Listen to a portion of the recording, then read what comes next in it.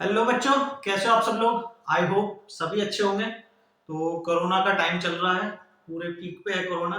तो बहुत ही सेफ्टी के साथ रहना है सभी को। मास्क लगाओ, बाहर मत जाओ, सैनिटाइजर का इस्तेमाल करो। और स्कूल कॉलेज आपको पता है सबके बंद हो चुके हैं। और मुझे लग रहा है अभी कम से कम 15 दिन और आपका ऑनलाइन सिस्टम ही चलेगा।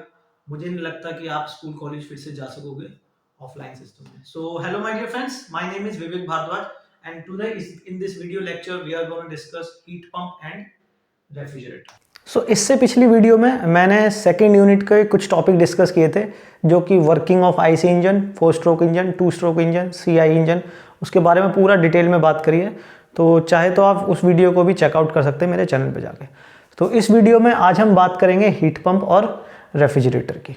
ठीक है, तो रेफ्रिजरेटर की बात करने से पहले आई होप आपको you must have aware about thermodynamics zeroth law which talks about the thermal equilibrium, है ना, विच इज यूज टू और which is applicable in measurement of temperature. Then we come to first law. First law is energy conservation law, which tells that energy neither be created nor be generated, or it can be converted into one form to another form. So you must have aware about all these laws. So next law is thermodynamics second law. In second law there are basically two statement.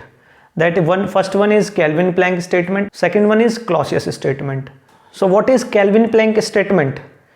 It says that it is impossible to construct an engine which absorbs heat from a source and it converts 100% into work. So some energy definitely will be lost somewhere. So entire energy cannot be converted into work. So it is stated by Kelvin-Planck. Next is Clausius statement. So what Clausius statement? It is impossible to construct a device which operates on a cycle and transfer the heat from a low temperature body to higher temperature body without any external work. So ये तो मैंने आपको बता the exact जो definitions हैं, जो bookish language है। लेकिन अगर इसका प्रैक्टिकल सिग्निफिकेंस समझना हो कि एक्चुअल में हो क्या रहा है, ये कहना क्या चाह रहा है, तो उसको आप इस तरीके से समझ लो कि कोई भी अगर आपकी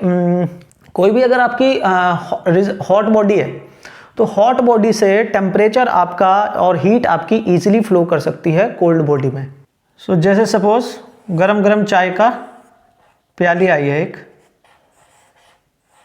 ठीक है, उसमें गरम गरम चाय भरी हुई है, टेम्परेचर वैसे भी काफ़ी कम है, ठंडी का मौसम हो रहा है, मज़ा आ जाएंगे।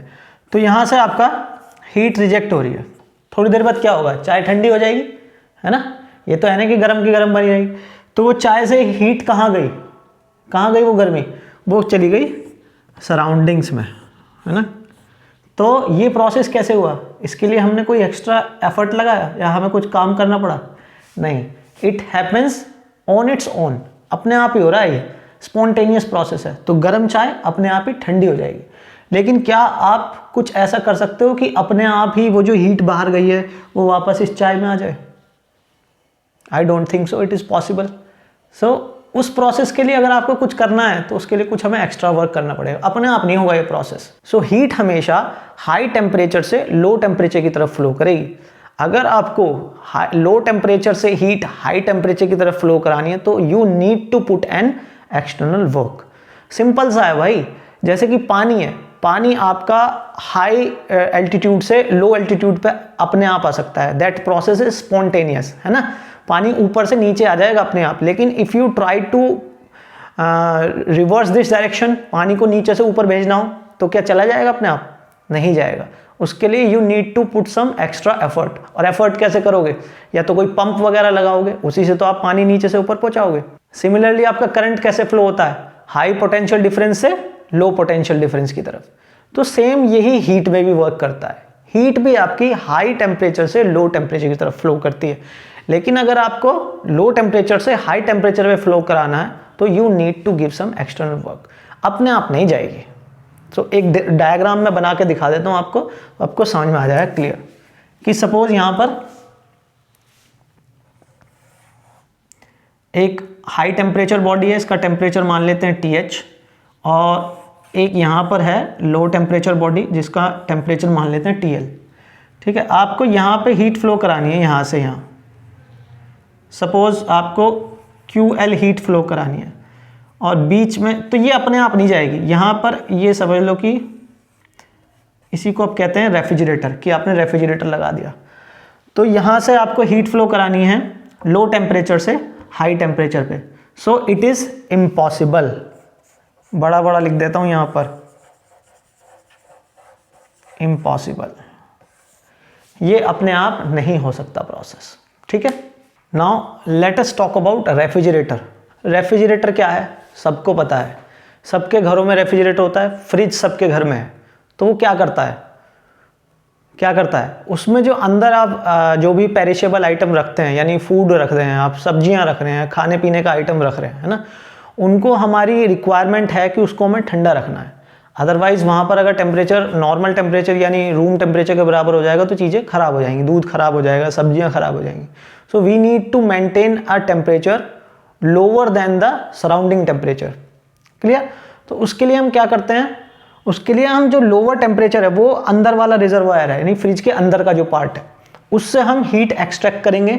और बाहर जो हमारा ये जो हाई टेम्परेचर रिजर्वायर है, इसको कह रहे हैं जो सराउंडिंग्स है, वहाँ पर आप उस हीट को निकाल कर, सपोज QL हीट आप यहाँ से निकाल रहे हैं, QL हीट को एक्सट्रैक्ट करके हाइयर टेम्परेचर रिजर्वायर यानी एनवायरनमेंट में, यानी सराउंडिंग्स में आपको रिजेक्ट करनी है। तो यही वर्क है आपका रेफ्रिजरेशन का, और ये कंप्लीट एक साइकिल चलती रहती है। सो ये वर्क करता है क्लॉसियस स्टेटमेंट पे। जैसा कि अभी आपको बताया कि ऐसा कोई डिवाइस नहीं बना सकते आप जो लो टेम्परेचर से हाई टेम्परेचर पे हीट रिजेक्ट कर दे विदाउट एनी एक्सटर्नल वर्क। तो रेफ्रिजरेटर में वो जो एक्सटर्नल वर्क है वो हमें करना पड़ेगा यहाँ पर। तो रेफ्रिजरेटर पर हम वर्क कर रहे हैं W, और ये जो वर्क है ये कहाँ पर हो रहा है, ये हो रहा है कंप्रेसर के अंदर, है ना। कंप्रेसर ही वो वर्क कर रहा है जो कि टेम्परेचर को राइज कर रहा है, फिर उसके हेल्प से हम कंडेंसर में हीट रिलीज कर रहे हैं। तो जो फ्रिज का अंदर वाला पार्ट है, जो लोअर टेम्परेचर है, उसको हम बोलते हैं इवेपोरेटर। जो आपने अपने अंदर देखा होगा, जहाँ पर बर्फ जमती है उसमें कॉइल टाइप लगी रहती है ना, तो वो होता है आपका इवेपोरेटर। उसी को कहेंगे लो टेम्परेचर रिजर्वायर, जिसको आपको मेंटेन करना है TL टेम्परेचर पे, लोअर टेम्परेचर पे। अंदर टेम्परेचर कितना रहता है, मैक्सिमम 3 to 5 डिग्री सेल्सियस, है ना। और बाहर का टेम्परेचर कितना होता है, अराउंड 40 डिग्री सेल्सियस या अराउंड 45, गर्मियों में 42 43 तक टेम्परेचर हो जाता है। सो आपको मेंटेन करना है उस टेम्परेचर को। ठीक है, कभी कभी जब आपने देखा होगा, जब फ्रिज बंद हो जाता है यानी लाइट चली जाती है, तो क्या होता है, उल्टा हीट फ्लो शुरू हो जाता है, बाहर की हीट अंदर आने लगती है, यानी जो अंदर चीज़ें रखी हैं वो गर्म होने लगती हैं। तो वो क्या हो रहा है, वो स्पॉन्टेनियस हो रहा है अपने आप। लेकिन अगर आपको अंदर नीचे से हीट लो टेम्परेचर से हाई टेम्परेचर पहुंचानी है, तो you need to do some extra effort और एक्सटर्नल वर्क। तो आगे चलते हैं। सो आप सभी को पता हो कि जो इंजन्स होते हैं उनकी अगर परफॉर्मेंस हमें मेज़र करनी होती है तो हम उनकी एफिशिएंसी निकालते हैं। एफिशिएंसी पता है ना आपको, हम ईटा से रिप्रेजेंट करते हैं, और एफिशिएंसी क्या होती है, work output upon work input. So कितना वर्क मिला है और कितना वर्क हमने उसे दिया है, तो इससे हम एफिशिएंसी निकाल लेते हैं। लेकिन अगर हम रेफ्रिजरेटर की बात करें या हीट पंप की बात करें, तो वहाँ पर हम एफिशिएंसी नहीं निकालते हैं, वहाँ पर हम परफॉर्मेंस को देखते हैं COP की फॉर्म में, कोफिशिएंट ऑफ परफॉर्मेंस की फॉर्म में। अब ऐसा क्यों करते हैं, क्योंकि एफिशिएंसी जब भी कर सकते हैं जब आपको कुछ वर्क मिल रहा है ना। इंजन्स में आपको कुछ मैकेनिकल वर्क मिलता है, तो इसलिए आप वर्क आउटपुट करते हैं। लेकिन अगर रेफ्रिजरेटर की बात करें या हीट पंप की बात करें, तो यहाँ पर आपको वर्क नहीं मिलता है, यहाँ पर आपको कुछ इफेक्ट मिलता है। ठीक है, तो वो इफेक्ट क्या है, या तो आप हीटिंग इफेक्ट ले रहे हैं या कूलिंग इफेक्ट ले रहे हैं। अगर रेफ्रिजरेटर की बात करें तो आप कूलिंग इफेक्ट ले रहे हैं, और अगर हीट पंप की बात करें, जो कि मैं भी आपको बताऊंगा क्या है, उसमें आप हीटिंग इफेक्ट लेते हैं। तो वहाँ पर वर्क नहीं हो रहा है, वहाँ पर हीटिंग इफेक्ट है, इसलिए हम उसको लेते हैं कोफिशिएंट ऑफ परफॉर्मेंस। तो कोफिशिएंट ऑफ परफॉर्मेंस का फॉर्मूला होता है desired effect upon work done. So अगर रेफ्रिजरेटर की बात करें तो डिजायर्ड इफेक्ट क्या है, डिजायर्ड इफेक्ट आपका है कूलिंग इफेक्ट। है ना, अपॉन वर्क डन। अब कूलिंग इफेक्ट कितना है देखिए, कूलिंग इफेक्ट है आपका QL और वर्क डन कितना है W। सो थर्मोडायनेमिक फर्स्ट लॉ से आप निकाल सकते हैं कि यहां पर बैलेंस इक्वेशन करो, QH क्या होगा, QH equals to W plus QL और W क्या हो जाएगा QH माइनस QL। सो ये वैल्यू यहां पर रख दो तो COP क्या आ जाएगी W upon QH minus QL। Sorry बोलोगे क्या कर दिया सर ये QL है ना, बता दिया करो भाई क्या गड़बड़ हो रही है। सो ये हमारी कोफिशिएंट ऑफ परफॉर्मेंस और यहाँ पर इसमें आप फ़ोन भी आता रहता बीच बीच में तो यहाँ पर आप रेफरेंस में इसके सफिक्स में R लिख दो। So coefficient of performance of refrigerator, और इसको हम ये भी लिख सकते हैं COP इसी, अगर ये रिवर्सिबल इंजन है सो TL upon TH minus TL, एक ये भी फॉर्मूला होगा। Clear. Now let us talk about heat pump. तो हीट पंप क्या है, कोई भी डिफरेंस नहीं है, बहुत ज़्यादा डिफरेंस नहीं है, थोड़ा सा ही डिफरेंस है। तो अगर डायग्राम की बात करेंगे तो सेम है ना, यहाँ भी आपको हीट एक्सट्रैक्ट करनी है लो टेम्परेचर से और हीट रिलीज करनी है हाई टेम्परेचर पे, सब कुछ वही हो रहा है और वर्क भी दे रहे हैं इनपुट। लेकिन अब आपका यहाँ पर डिज़ायर्ड इफेक्ट बदल जाता है। वहाँ पर आपका डिज़ायर्ड इफेक्ट था रेफ्रिजरेशन की केस में कि हम इस पोर्शन पे फोकस कर रहे थे, है ना, कि हमारा जो अल्टीमेट गोल था वो था कि हमें कूलिंग करनी है। लेकिन अब यहाँ पर आपका गोल चेंज हो जाएगा, यानी डिज़ायर्ड इफेक्ट बदल जाएगा। अब यहाँ पर आपका अल्टीमेट गोल हो जाएगा कि हमें हीटिंग करनी है ना, तो ये हो जाएगा आपका डिज़ायर्ड इफेक्ट। तो फॉर्मूला वही रहेगा COP ऑफ हीट पंप, अब यहाँ पे लिख देंगे सफिक्स में P is desired effect upon work done. The formula will remain same, but अब डिजायर्ड इफेक्ट आपका बदल जाएगा हीटिंग इफेक्ट, क्योंकि अब हम हीटिंग कर रहे हैं भाई, और वर्क डन। तो अब हीट कितना कर रहे हैं, यहां पर तो जब कूलिंग कर रहे थे तो QL हीट निकाल रहे थे, लेकिन अब हीट कितनी कर रहे हैं QH, तो यहां पर QL की जगह आ जाएगा आपका QH अपॉन W, और W की वैल्यू हमारी सेम है, यानी COP of pump is QH upon QH minus QL। शोर तो नहीं आ रहा आपको, बच्चे शोर मचा रहे हैं बहुत। और सिमिलरली अगर रिवर्सिबल इंजन है तो आपका P is equal to TH upon TH minus TL, एक फॉर्मूला ये हो जाए।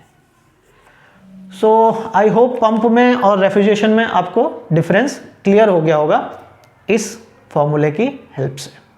सो हीट पंप का फॉर्मूला तो ये आ गया, और हीट पंप का COP का फॉर्मूला ये आ गया, और उसका क्या था रेफ्रिजरेटर का QL upon QH minus QL, है ना। अब एक रिलेशन और आ जाएगा यहाँ पर, relation between heat pump and refrigerator COP। क्या, अगर हम COP of heat pump minus कर देते हैं COP ऑफ रेफ्रिजरेटर तो क्या हो जाएगा QH minus QL minus QL upon QH minus QL। तो क्या आ गया यहाँ से QH minus QL upon QH minus QL, यानी कि आ गया कैंसल आउट हो गए 1। It mean COP of heat pump is equal to, हम कह सकते हैं COP ऑफ रेफ्रिजरेटर प्लस 1, यानी इस पंप की COP always greater than 1 from COP of refrigerator, ठीक है, क्योंकि वहां पर आपको ये वाला वर्क डन भी ऐड हो रहा है, इसलिए पंप की जो है जो COP है वो ज़्यादा रहेगी। जबकि रेफ्रिजरेटर के केस में सिर्फ ये वाली हमारी हीट रिजेक्ट हो रही है, यही वाली, तो सिर्फ हम इसी पे फोकस कर रहे हैं। लेकिन जब आपकी पंप की बात कर रहे हैं तो पंप में जो हीट रिजेक्शन है उसमें ये वाली हीट भी आपकी, ये वाला वर्क भी आपका ऐड हो रहा है। इसलिए पंप की जो कोफिशिएंट ऑफ परफॉर्मेंस है, COP है, वो हमेशा रेफ्रिजरेटर से ज़्यादा होगी। तो COP से बेसिकली हम रेफ्रिजरेटर और पंप की एफिशिएंसी को रिप्रेजेंट करते हैं, या कह सकते हैं परफॉर्मेंस को रिप्रेजेंट करते हैं। तो COP हमेशा 1 से ग्रेटर होगी, जबकि अगर इंजन की एफिशिएंसी की बात करें, थर्मल एफिशिएंसी की, तो हमेशा 1 से कम होती है। तो ये हमेशा 1 से ज़्यादा होगी। और ये इसका सिग्निफिकेंस ये है कि जितनी ज़्यादा आपकी COP होगी उतना ही हीट पंप और रेफ्रिजरेटर का परफॉर्मेंस उतना ही अच्छा होगा। यानी वो कितनी एफर्ट ले रहे हैं, कितना वर्क उनमें करना पड़ रहा है, उस पर वो डिपेंड करेगा COP पे। जितना ज़्यादा COP होगा उतना ही कम वर्क उन्हें करना पड़ेगा, यानी उनकी रनिंग कॉस्ट कम होगी, यानी इलेक्ट्रिसिटी कंजप्शन उतना ही कम होगा जितना कि COP ज़्यादा होगा। सो ये पूरा कंप्लीट टॉपिक था। आई होप आप सबको समझ आया होगा। कोई भी अगर प्रॉब्लम है तो आप मुझे कमेंट बॉक्स में कमेंट जरूर करके पूछ सकते हैं, तो मैं ज़रूर रिप्लाई करूँगा। और अगर किसी और टॉपिक पे आप वीडियो चाहते हैं तो ये भी आप मुझे कमेंट बॉक्स में कमेंट कर सकते हैं, मैं ज़रूर इस पे वीडियो बनाने की कोशिश करूँगा। एक्चुअली मुझे टाइम नहीं मिल पाता है, लेकिन फिर भी मैं कोशिश करके बना दूंगा। सो अगर ये वीडियो आपको अच्छी लगी हो तो यार वीडियो को लाइक ज़रूर कर दो, चैनल को सब्सक्राइब करो, कमेंट करो और शेयर करो। So thank you very much.